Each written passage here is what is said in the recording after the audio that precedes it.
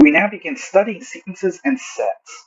So imagine that we have an apple pie, and we decide to eat half of the remaining pie each day. So on the first day, we would be eating one half of the total pie.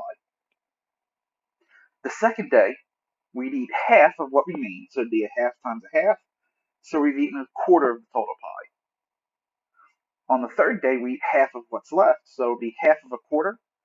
We eat an eighth of the total pie, and so on and so forth. So these numbers can be written as a row.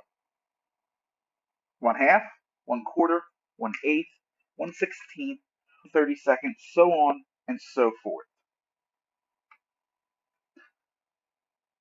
Now, what if we wish to know how much of the total pie we have left after the nth day? Well, since we've eaten half of what remains each day, we'd be left with 1/2 to the nth power of the total pie after the nth day. So that would mean after the 5th day, we will only have 1/32nd of the total pie remaining. So this is a sequence. A sequence is simply a function whose domain is either all the integers between two given integers, or all the integers greater than or equal to a given integer. So if we consider the sequence denoted as a sub n plus 1, a sub n plus 2, up to a sub n, each individual element, a sub k, is called a term. The k in a sub k is called the index. A sub m is your initial term, and a sub n is your final term. Now this sequence, a sub n plus 1, a sub n plus 2, so on and so forth, this is an infinite sequence. And finally, an explicit formula, or a general formula, for a sequence is a rule that shows how the values of a sub k depend on k. So we will go ahead and compute terms of a sequence. So we have the sequence a sub k is k over k plus 1, where k is greater than or equal to 1. And then we also have b sub I is I minus 1 over I, and I will be greater than or equal to 2. Alright, so compute the first 5 terms. So we'll start with a. So a sub 1, right, because k starts at 1, is 1 over 1 plus 1. So we have a half. A sub 2 would be 2 over 2 plus 1.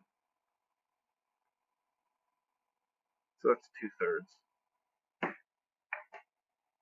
sub 3 would be 3 over 3 plus 1. And so that's 3/4. A sub 4 is 4 over 4 plus 1. So that is 4/5. And a sub 5 is 5 over 5 plus 1. So it is 5/6.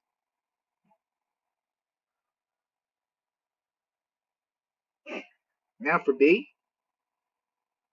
So here I starts at 2, so our first term would be b sub 2. So it's 2 minus 1 over 2. That's a half. B sub 3 is 3 minus 1 over 3. So that's 2/3. B sub 4 is 4 minus 1 over 4. So that's 3/4.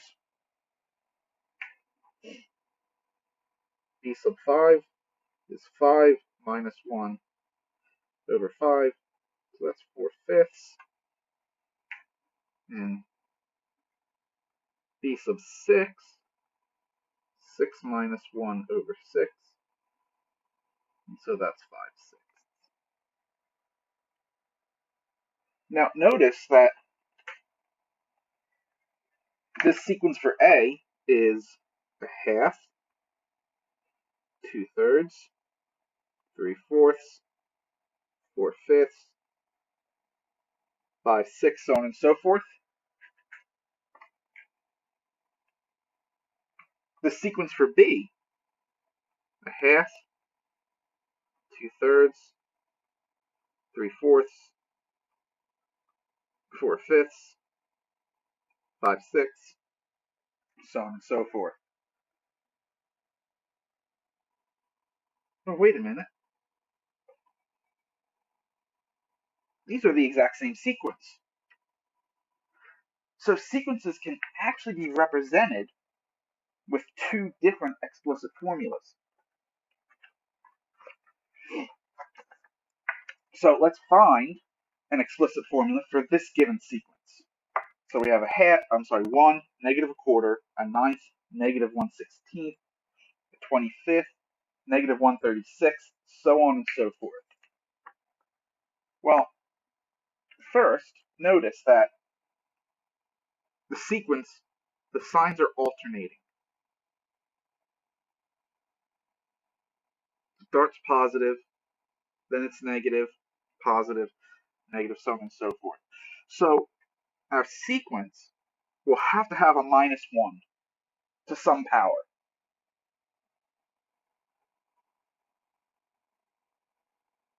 So let's write a sub n.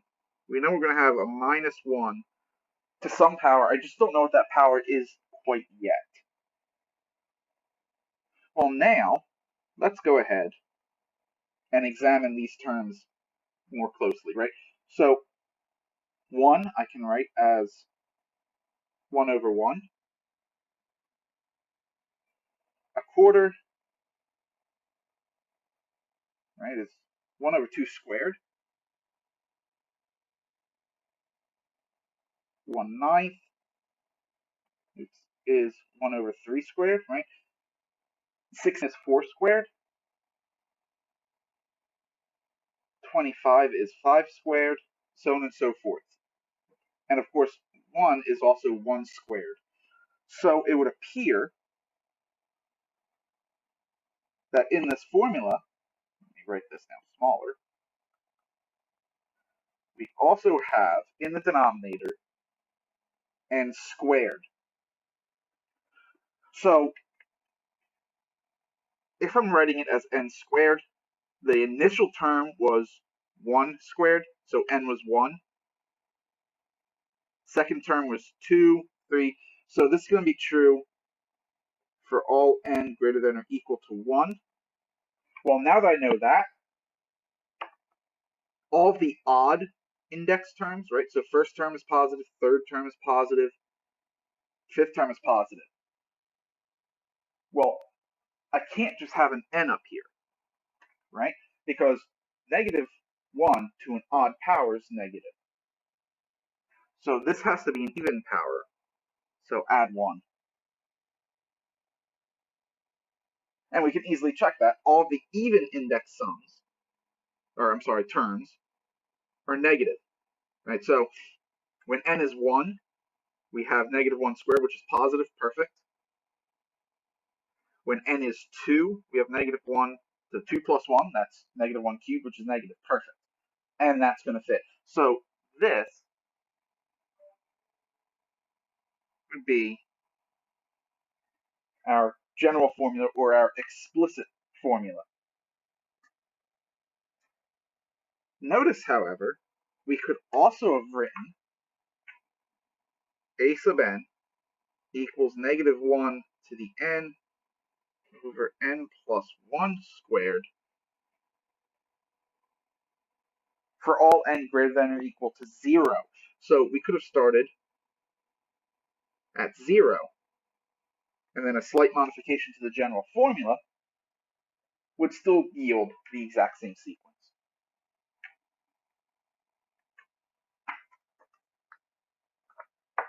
All right, so now let's look at series. So let's consider the example that we started with. What if we wish to determine the total amount of pie eaten after the 8th day?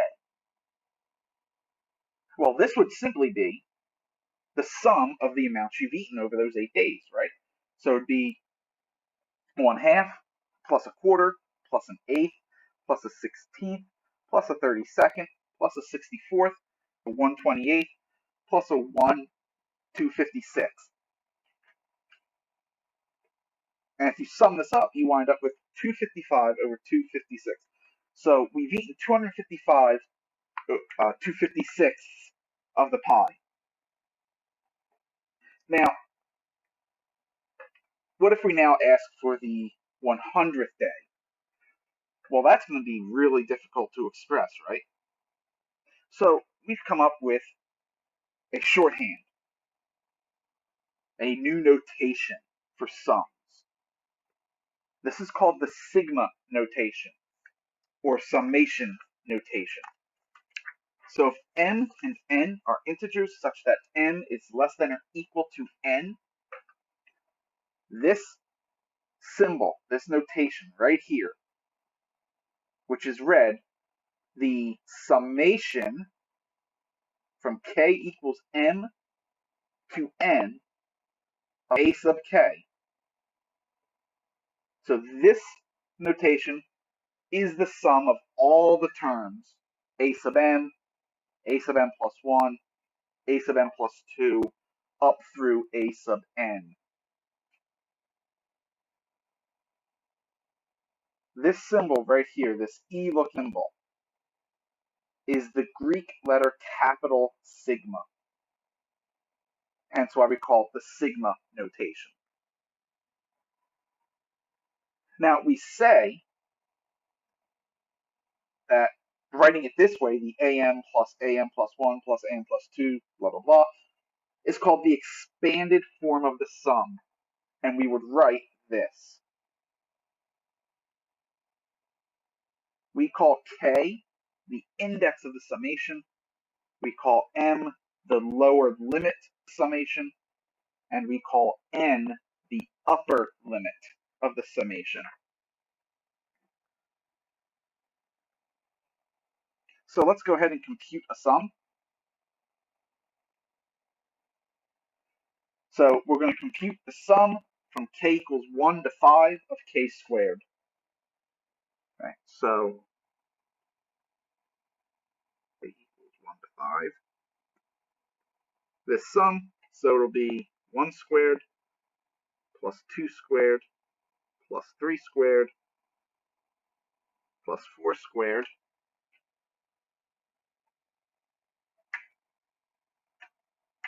plus 5 squared.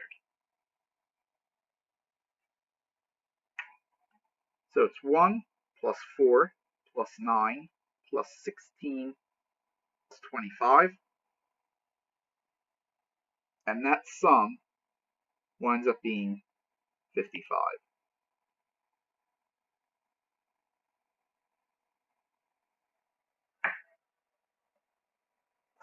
Now, in a future video, I will show you how to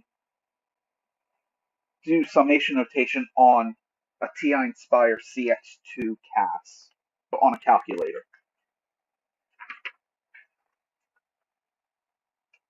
So here we go. We have a sum in expanded form, and we're asked to represent it with sigma notation. So what we're going to do is this n is a fixed value. Right? And the reason we're treating it as a fixed value is because it appears in every single term of the summation. Now, look what's changing. Numerator's increasing by 1 each time. And in the denominator, we're getting an increase. So, assume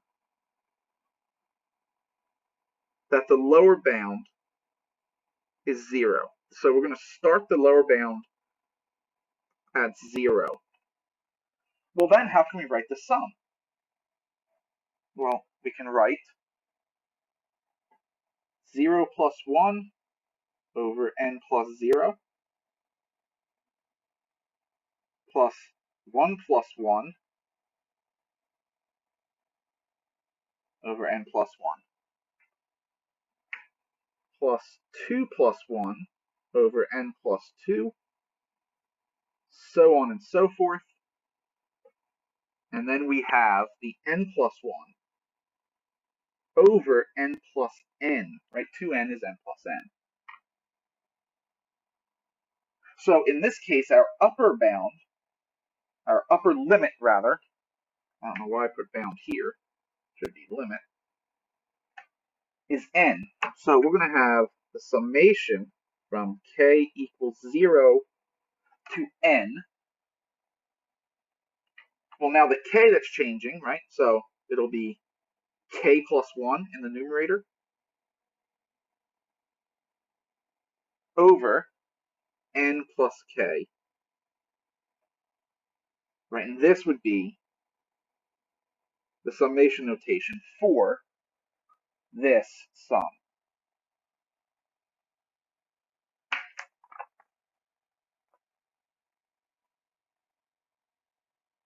So now we're asked to find the value of this summation when n is 0, 1, and 2.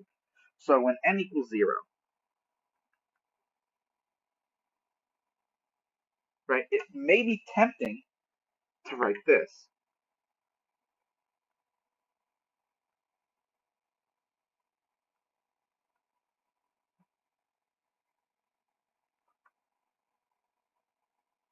But that would be incorrect.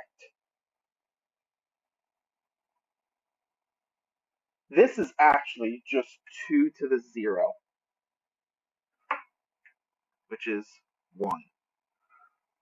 Right? And to see that, we can just do this. We can represent this as the sum, k equals 0 to n of 2 to the k. So when n is 0, what we actually have is the sum k equals 0 to 0 of 2 to the k. Since the lower limit and the upper limit are the same, you just go 2 to the 0, which is 1, which is what we already wrote down. So then when n is equal to 1, it's 2 to the 0 plus 2 to the first. So it's 1 plus 2, which is 3. And then finally when n is equal to 2, 2 to the 0 plus 2 to the 1 plus 2 squared. So this is 1 plus 2 plus 4, which is 7.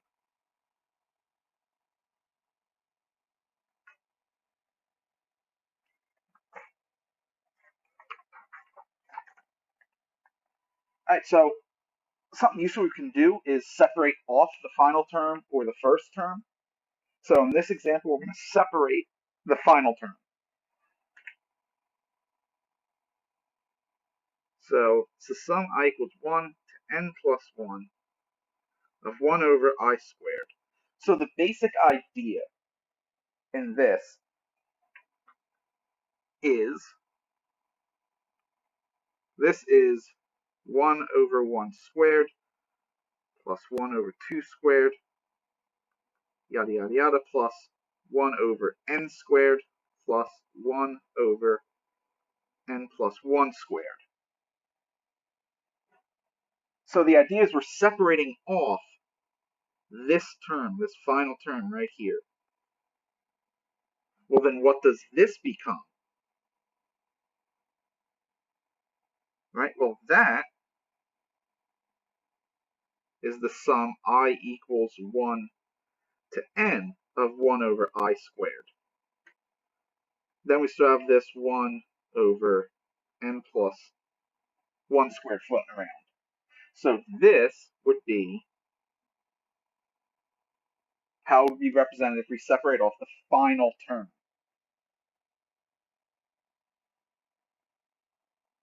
right? So in a sense, what we're doing is we take this as a sequence, and we go, okay, well, what is this sequence equal to at n plus 1? 1 over n plus 1 squared. So we're pulling that term out of the sum. Then the upper limit decreases by 1.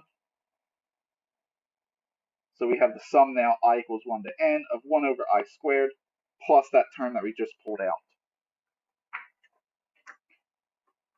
Well, not only can we separate off a term, we can also throw a term into a sum and now write it as a single summation.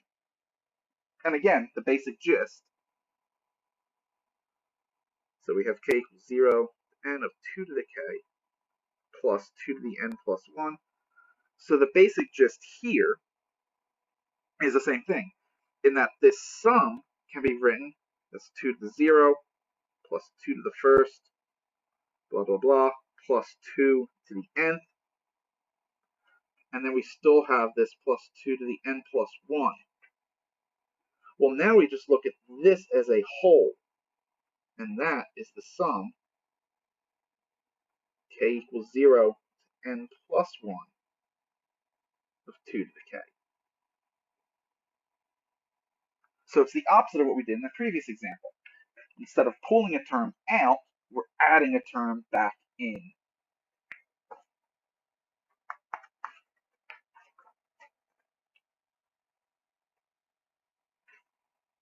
And now, a really cool type of summation. We will find a simplified expression for the sum from k equals 1 to n of 1 over k times k plus 1. So what we will do first is write this term, this 1 over k times k plus 1, as a sum of two fractions. And this should look familiar. This is known as partial fraction decomposition. So we have to find this a and this b. Well, if we multiply by this common denominator here, we'll be left with 1 equals a times k plus 1 plus b times k. Now, if k is equal to 0, we'd have 1 is equal to a times 0 plus 1 plus b times 0, so we just have 1 equals a. Now, if k is equal to negative 1, we'd have 1 is equal to a times negative 1 plus 1, which is 0, and then b times negative 1.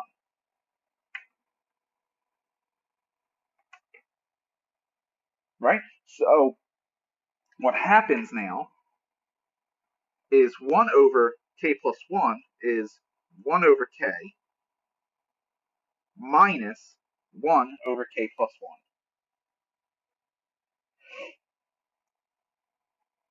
And we're going to use that to simplify this expression. So this sum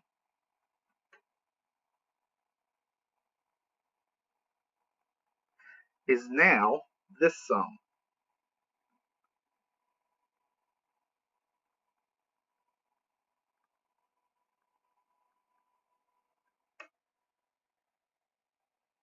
Now let's write out these terms. So when k is equal to 1, it's 1 over 1 minus 1 over 1 plus 2.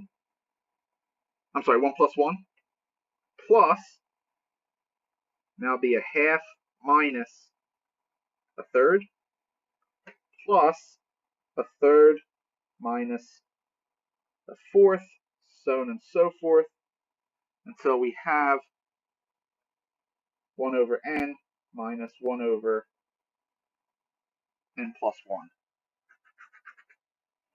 Well, now look what's happening. There's a minus half and a plus half. There's a minus third and a plus third. There's a minus fourth and there'll be a plus fourth. So on and so forth. Then we'll have a minus 1 over n and then that plus 1 over n. So really all we're left with is 1 minus this 1 over n plus 1. So this will give us n plus 1 over n plus 1 minus 1 over n plus 1, which is simply n over n plus 1.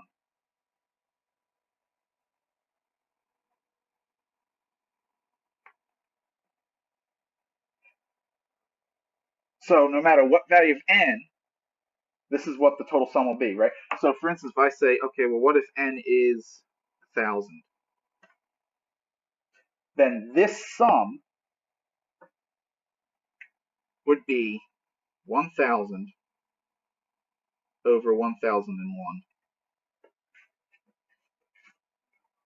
So such a sum like this is known as telescoping, right? Because all of your middle terms are out, right? So we only telescope to the first and final term. Now some properties. So we have AM, AM plus 1, AM plus 2, and BM, BM plus 1, BM plus 2, so on and so forth, are sequences of real numbers, and C is some real number. So if we take the summation from k equals m to n of a sub k and add it to the summation from k equals m to n of b sub k, then we get the summation from k equals m to n of a sub k plus b sub k. So what this is saying is we can combine two summations as long as the index is the same and the upper and lower limits are the same into a single summation. Second, we have C times the summation k equals m to n of a sub k is equal to the summation k equals m to n of ca sub k. So this is known as a generalized distribution. Right? The idea is this c will distribute into each term of the summation. Now we will look at proofs of these in a later video.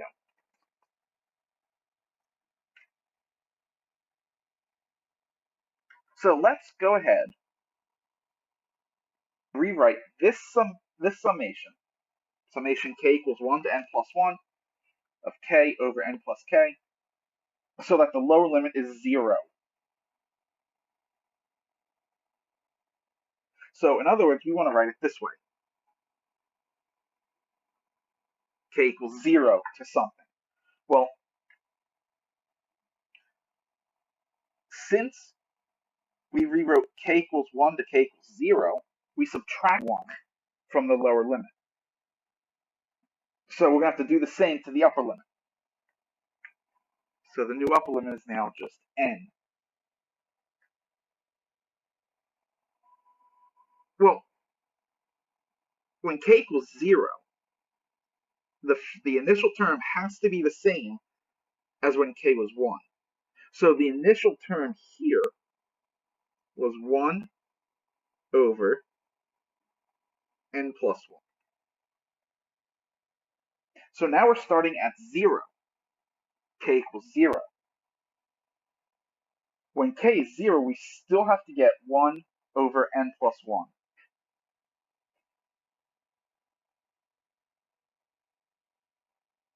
So how do we do that? Well, to get to 1 from 0, we add 1. Right? To get from n to n plus 1, we have to add 1. So it becomes k plus 1 over n plus k plus 1. So we subtracted 1 from the bounds, which means we have to add 1 to the index in the actual summation itself. And so they're new summation.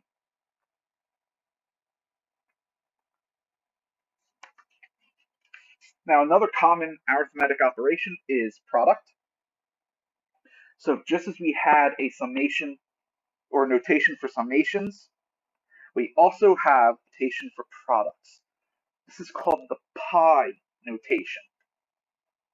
If m and n are integers, and n is less than or equal to n, this symbol, this notation, read the product from k equals m to n of a sub k. And what it is it's the product of all the terms am plus 1, am plus 2, up to a sub n. This symbol here, this gateway looking symbol, is the Greek letter capital pi, hence the pi notation. Furthermore, the definitions are the same as with summation. So k is the index of the product, m is the lower limit, n is the upper limit, and this a sub k is the term, or the general term.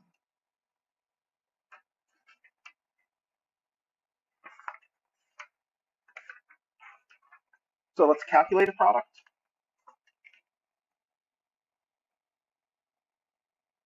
Okay, so the product k equals 1 to 5 of k. This will equal 1 times 2 times 3 times 4 times 5, and this product is 120. And just as with summations, in a future video, I will show you how you can do this on the TI Inspire CX2 CAS. So again, I'll show you how to do this on a calculator. We'll conclude by looking at a property of products. So if a sub m plus 2, and b sub n plus 1, b sub n plus 2 are all sequences of real numbers, then the product from k equals m to n of a sub k times the product from k equals m to n of b sub k is the product of k equals m to n of a sub k times bk. So as long as you have the product of two products that have the same lower limit and upper limit, then you can write it as a single product. So that concludes our study of sequences.